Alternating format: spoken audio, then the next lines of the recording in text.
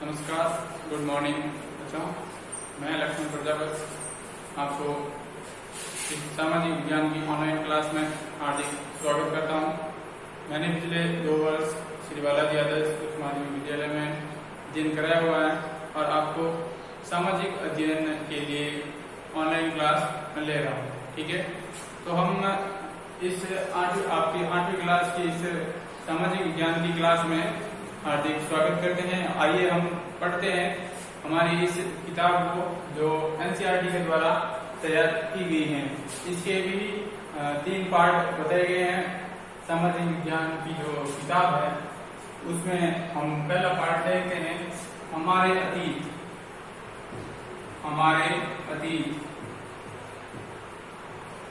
अतीत में हम इसमें देखेंगे हमारा अतीत का इसका भाग है 3rd।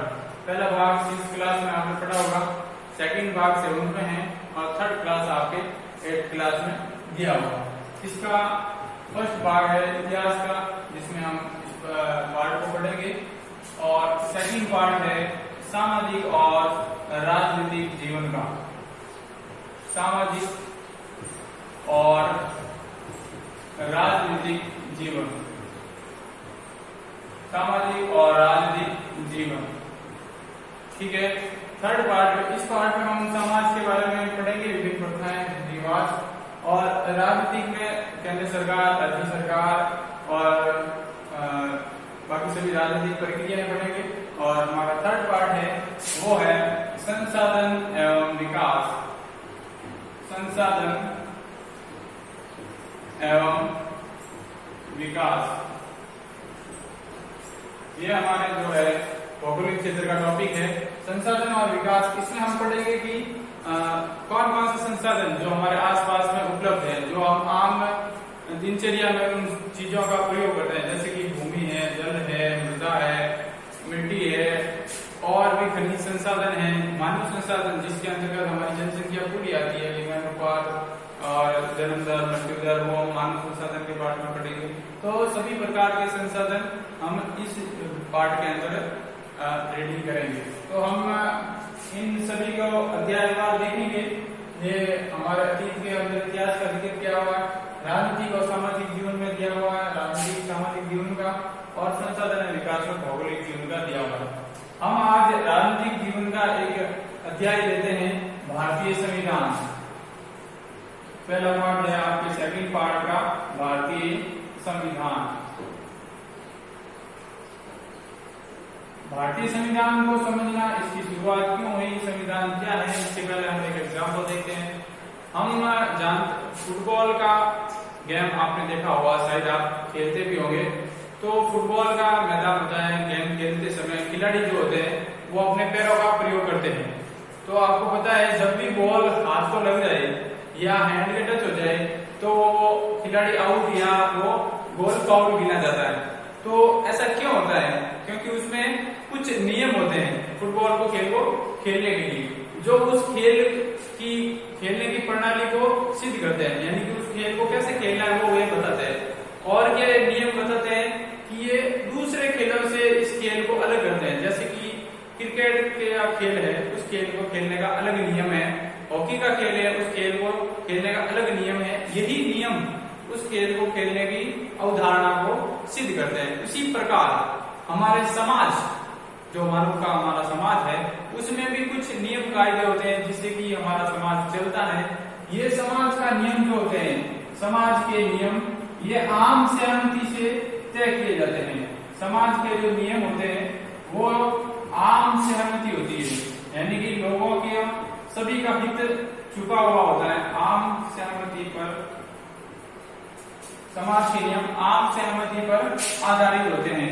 ठीक है, और समाज के अंतर्गत कई प्रकार के अलग अलग समुदाय रहते हैं। उन समुदायों का अलग अलग नियम होता है और वो सभी नियम उन अपने समुदाय की भी व्याख्या करते हैं और उस समाज में रहने वाले दूसरे समुदायों की भी व्याख्या करते हैं।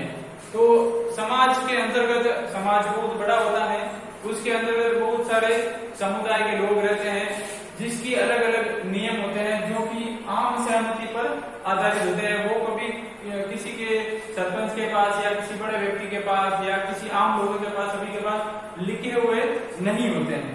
तो इन नियमों के आधार पर समाज चलता है। उसी प्रकार हम अगर देश को देखें, एक देश या राज्य, उसका संचालन कैसे होता है? उसका संचालन उन नियमों से होता है जो उस देश के नागरिकों के लिए बनाए गए होते हैं। ये नियम लिखित नियम होते हैं, मौखिक नहीं होते, लिखित नियम होते हैं। और यही लिखित नियम संविधान कहलाता है। लिखित नियम, लिखित नियम की अवधारणा को ही संविधान कहा गया है। अब इन नियमों में क्या होता है, किसके पास संविधान होता है, उसमें क्या लिखा हुआ होता है, ठीक है।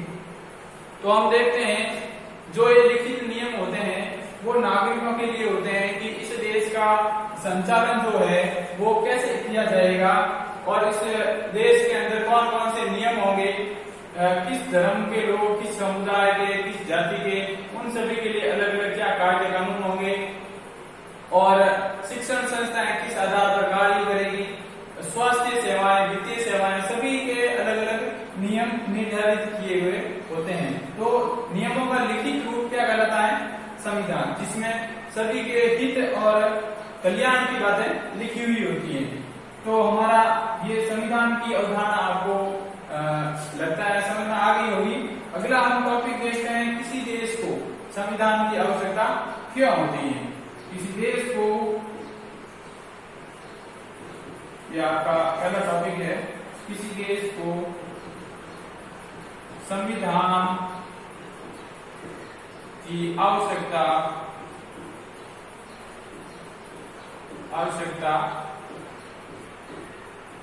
क्या होती है?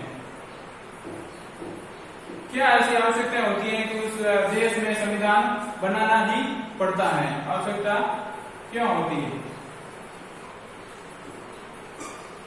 तो अमूमन आज वर्तमान के संदर्भ में हम देखें तो सभी देशों का अलग अलग अपना संविधान है, जिसमें संविधान होता है वो लोकतांत्रिक देश माना जाता है। ऐसा नहीं कि जिस लोकतांत्रिक देशों के ही संविधान होते हैं, अलग अन्य जो भी राजतंत्र के देश हैं, राजतंत्र और लोकतंत्र जहाँ दोनों प्रणालियां लागू है, जैसे कि इंग्लैंड में, वहां भी अपना संविधान है, लिखित हो चाहे मौखिक हो, कैसा भी हो, वहां पर संविधान जरूर होता है। यानी कि संविधान की अवधारणा से क्या स्पष्ट होता है, हमें ये स्पष्ट होता है कि जो नियम कायदे लिखित रूप में होते हैं उनको संविधान कहा जाता है और प्रत्येक देश का शासन संचालन में वो नियम सहायता करते हैं, ठीक है। तो किसी देश को संविधान की आवश्यकता क्यों होती है? जो वर्तमान का विदेश है, जैसे कि संविधान वाले जैसे लोकतंत्र को चलाने के लिए संविधान की आवश्यकता होती है। लोकतंत्र क्या होता है? लोकतंत्र की अवधारणा हम डेमोक्रेसी शब्द से लेते हैं। डेमोस का अर्थ होता है भीड़ और क्रेसिया का अर्थ होता है शासन, यानी कि भीड़ का अर्थ जनता से लिया जाने लगा है, यानी कि जनता का शासन, यानी कि जनता के शासन में भागीदारी, उसी को लोकतंत्र कहा जाता है, जिसमें जनता के द्वारा प्रतिनिधित्व चुनकर आगे उनके ही प्रतिनिधि के रूप में सरकार के नियमों को बनाते हैं और सरकार का कार्य संचालन करते हैं। तो लोकतंत्र में संविधान होता है।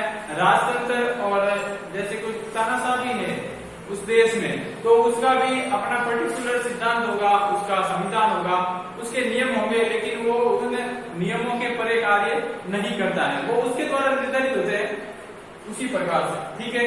तो संविधान के संदर्भ में हम ये देखते हैं कि उस नियमों में क्या करते हैं, इसके उद्देश्य क्या होते हैं, ठीक है। देखते हैं हम इसके संविधान बनाने के उद्देश्य। ये उद्देश्य उन आदर्शों को सूत्रबद्ध करता है जो उस देश में रहने वाले नागरिकों और लोगों के कल्याण के लिए होते हैं, ठीक है।